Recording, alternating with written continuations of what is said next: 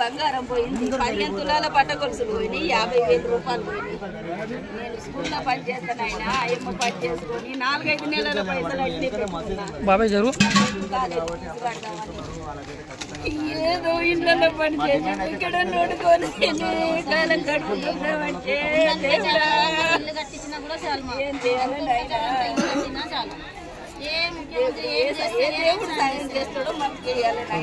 ఇక్కడ ఈ తల్లి ఉంటున్నటువంటి ఇల్లు మొత్తం పూర్తిగా దగ్ధమైంది. ఇక్కడ దగ్ధమైనటువంటి పరిస్థితుల్లో ఇంట్లో ఉన్న ఏ వస్తువు కూడా మిగలకుండా పోయింది. మొత్తం తల్లి రోధిస్తున్నటువంటి తీరు చూస్తుంటే కంటతడి మనకు ప్రతి ఒక్కరు కూడా పెట్టిస్తుంది.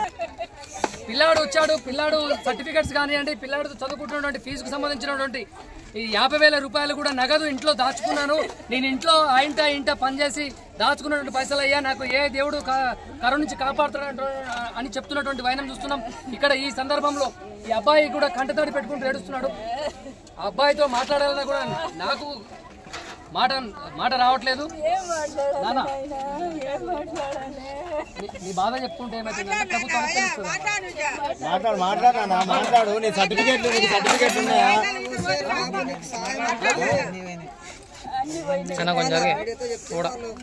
అంటే మీరు సర్టిఫికెట్లు బీరువాలో పెట్టుకోలేదా?